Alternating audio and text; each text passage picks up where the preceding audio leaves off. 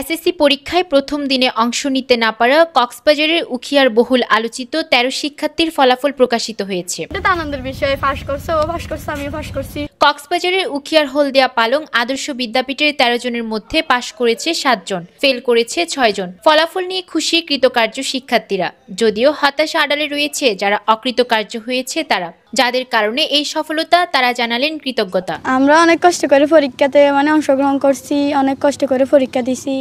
তো পরীক্ষাতে যখন পাস হয়েছি, এটা তো আমাদের আনন্দের বিষয়। পরীক্ষার মধ্যে আমাদের নাম্বার যদি উঠতো, পরীক্ষা দিতে পারতাম, তাহলে আরেকটু ভালো হতো, এটা মনে করি। কিন্তু যাদের জন্য পরীক্ষা দিতে পারছি তাদেরকে অসংখ্য অসংখ্য ধন্যবাদ। সবাই পরীক্ষা দিছি, প্রথমে একবার দিতে পারি নাই, আবার অনেক কিছু করার পরে দিতে পারছি। এখন ওরা আবার পাস করতে পারে নাই। আমরা ৭ জন পাস হয়েছি আর ৬ জন খারাপ করছে। প্রবেশপত্র না পেয়ে প্রথম দিন তারা স্কুল গেটে অবস্থান নিয়ে বিক্ষোভ করেন। সড়ক অবরোধেও অংশ নেন ১৩ শিক্ষার্থী। এরপর প্রশাসনের হস্তক্ষেপে শুধুমাত্র প্রথম পরীক্ষাটি বাদ দিয়ে বাকি বিষয়গুলোর পরীক্ষায় অংশগ্রহণের সুযোগ পান তারা।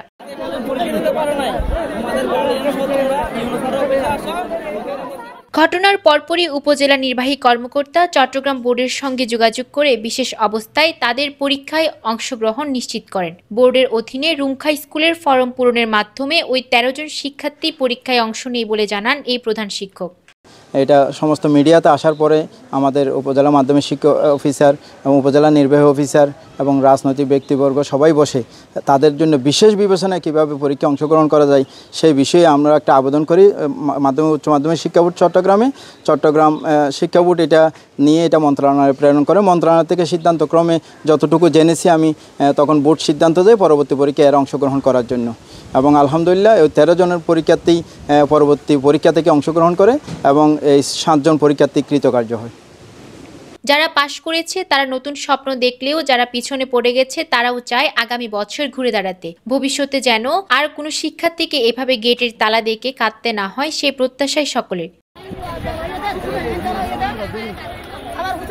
তাসনিয়া স্নিগ্ধা, চিটাগং ট্রিবিউন।